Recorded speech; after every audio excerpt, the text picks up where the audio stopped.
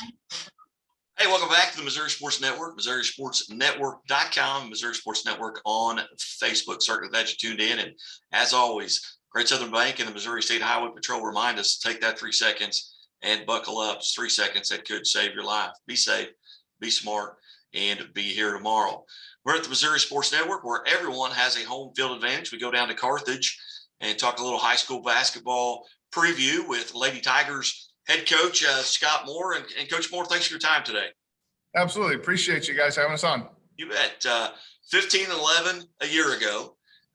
You graduated one all-conference player. You've got one returning all-conference player. Kiana Yates was just sophomore a year ago. What's the outlook right now as you're coming in? Who's going to have to fill some of those spots? And obviously with having to fill the Fullerton spot, Haley did a lot for your team. Right. Yeah. Haley graduated scoring over 1,300 points. 13,000 would be awesome. That'd be a record or something. But 1,300 points. So we're going to be a new look for other teams. But, this summer we've already been working on that. So it won't be a new look for us. We'll turn things over to Kiana probably a little bit more in the scoring department. She has coming into her junior year. She's been a 2-time starter for us at point guard, knows our system, getting all the intricacies. I'm a point guard by nature, so I'm a little more, critical of her, and she loves that criticism. She wants to play to that level, so I appreciate that from her. But we're going to have some kids definitely step up and hit the scoring mark to help Kiana with that. Senior now, I gotta move him up a year. Senior Sophie Shannon will be the main post for us. And she's probably been a kid who, over the years hasn't scored as much as people would like. And now this year, we're going to expect her to be kind of around that double-double range for us. We're going to expect 10 to 12 points, 10 to 12 rebounds, 6'1", big arm span. She really prefers the defensive end, but we're going to need to make her a little more offensive-minded. We have some pair of sisters, the Prober sisters. Raven is a junior and Presley's a senior. This will be their first time really starting on the varsity. We graduated 4 starters last year, so not just Haley, but we lost Katie Crow, who is our lockdown defender. We're going to expect Raven, who's her cousin, actually, to probably step up and be that as our lockdown defender. Presley will come in and play the other wing spot and hope that she'll become a much more of a sniper and a shooter. And we're going to need to offset the 70-plus threes that Haley made last year by doing maybe threes by committee this year. The 4 spot, we graduated Brenda Ream last year. She was kind of the physical presence in the paint for us. Junior Landry Cochran will probably start that spot for us. She will not be the same presence, but Landry's got maybe a little bit more off the bounce game with the dribble and a little bit more of 3-point shot in her game. She doesn't take a lot of them, but when she does, it's usually successful. So those 5 will probably be our starters. And then the kids that are going to come off the bench, and I'm going to call them kids because we're going to have 2 freshmen are going to be in that top 7-8 rotation. Maggie Boyd is going to come in and probably play some backup point guard, play some wing for us. Lauren Childrey, a freshman. The girl's a sniper. Love to see her just let it shoot. She's got that Steph Curry mentality where it doesn't matter if she missed 5 in a row. She thinks the next 5 are going in. And so, and they've meshed really well this summer with the older kids. So we're hoping that transition is pretty seamless. Outstanding. Coach, just again, we're visiting with Carthage Lady Tiger head basketball coach, Scott Moore. Coach, tell us a little bit about your background. How did you arrive at Carthage? How long have you been there? I don't know how long the show's supposed to be, but I've been around. I grew up in Wisconsin, born and raised there. Went to college at a small school in Chicago, Concordia University, River Forest. I got my teaching degree, had a coaching minor, knew I wanted to get into coaching. I played some football and some baseball there, but I got kind of my start in coaching really with the women's basketball team. For my coaching minor, I had to do an internship, right? You got to work with the team. And so I worked with the women's basketball team. And from there, I've been through a few jobs. I've been a high school coach in Wisconsin. I was a Division II assistant coach in South Carolina in North Greenville University there. I've been a Division I assistant at a couple places. And right prior to here, I was down at Heritage High School down in Rogers, Arkansas. So I'm entering my 3rd year here. Really love Carthage, love being a part of the Lady Tigers family, and the community's been pretty accepting of the way we do things now. And I think they really enjoy our brand of basketball. Wow, that's a long way to get to where you're at right now. How did you pick this part of the country? Well, I actually I was at Missouri State working as director of operations for the women's basketball team.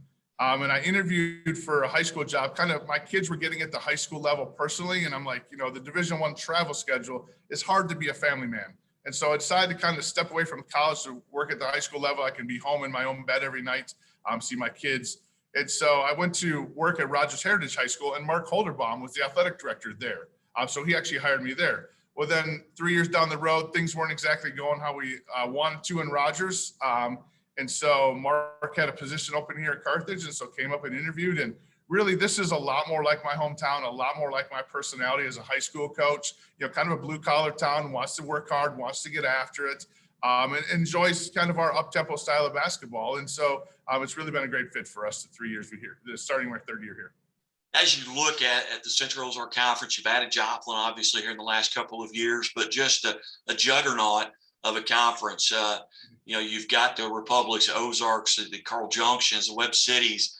That's just, but for you guys, I'm looking at your schedule and your scores from last year. You guys were in every game. Yeah. And so, in Sagala, you didn't say Willard, and I'm not sure if you said all of them, but I mean, yeah, like we felt we had a really good year, and we finished sixth. Okay, we went 4-5. But yeah, it is kind of a juggernaut to go through that. And the thing that's happening, though, we like is these younger classes coming up have been successful against them. And so hopefully we're getting past that stigma a little bit of that. We got a lot of confidence kind of getting to your question there. We played an early season game in our home tournament against Kickapoo last year. Number one in the state, Kickapoo comes into our gym. And I would assume everybody in the gym, but us in the blue uniforms, thought that was going to get ugly quick. And it didn't. We got after them for 32 minutes. We pressed the entire game, and we lost by 9. And we walked out of that game with our girls heads high going, you know what? We just ran up against the best team in the state, and we hung with them. And it was closer than 9 with a couple minutes to go. A couple shots go our way, a couple misses for them, and that's a different game. So we fed off of that as we go into, the pink and white. We played good competition, and we lost some close ones that maybe didn't play our best. But also that's kind of one of those gut checks where you go like, you know what, if we don't bring our A game, we're not that good. But if we bring our A game, we can run with the big dogs. And so, we took that against Nixa and the Willards, where we're kind of close. Willard got out hand late. We kind of rolled an ankle, so we kind of lost our point guard. But a lot of those games were single digits down to the wire. And, there's some chances there to get some good wins. And so we hope that we can start to get those to go the other way for us in the future here. Coach, and again, we're visiting Coach Scott Moore of Carthage Lady Tigers. Coach, who do you kind of lean on, when you've got questions? I ask this of every coach, who did you kind of model yourself after? Who, when you've got concerns or questions, who do you call? Yeah, again, that's that long. The resume I gave earlier, like all those coaches I've worked with, whether I was the head coach and they worked under me, or I was assistant coach and worked for them. They're all in my phone, and there's text messages and phone calls. Tom O'Malley, who was my assistant in Montello way back 20 years ago, him and I talk basketball 2 or 3 times a week. And it's philosophy. It's, hey, we ran this play when we ran, and him and I are both kind of, basketball savants. Hey, remember in 2001 when we played Green Lake, we did this? Like, how did we get that to work? And so we do that. I worked for Kelly Harper, who is the head coach of the Tennessee Lady Vols now, and she played there. So I worked with her for 5 years. So she's a person I could call and ask. Her husband, John, is a great X's and O's guy also. So I probably lean on him even more than Kelly because she's pretty busy.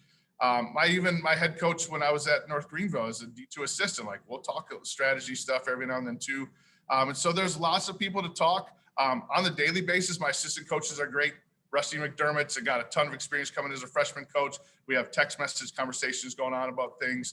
Stephanie Ray, my assistant, she's great with that kind of stuff. I try not to bother in softball season. She's the softball head coach, but so there's lots of text messages. My phone's always buzzing and beeping, talking basketball. And so it's what I enjoy. You bet. Coach, are the numbers good? You guys got good numbers out? Yeah, we'll think we'll have 30 again. When I got here, one of the things that was a struggle with the program is numbers weren't up. They were 18, 19. My first year we had 21. Last year, second year we got to 30. We think we'll be around 30. Makes it a good number to practice. We have one gym to practice in. The boys are in the other gym. And so one gym's plenty of 6 baskets, but more than 30 kids gets to be a little full at that point. So we do like the fact that we can keep it around 30, gives us good numbers for freshman, JV, and varsity nights. Well, outstanding. Well, Coach Moore, as always, we appreciate you being generous with your time, and hopefully we'll get to do this again as the season goes on, but you're right around the corner from it. Oh yeah, I know. It's about a month away. We keep looking at that watch, waiting for October because that's when it starts to get exciting, headed into November. You bet. Coach, always appreciate it. And thanks for being part of the Missouri Sports Network. All right, appreciate it. Thanks for having me. All right, you're listening to Missouri Sports Network here at MissouriSportsNetwork.com and on Facebook, and presented by Great Southern Bank with more than 100 locations in 6 states. They care as much about your money as you do. And we'll be back after this.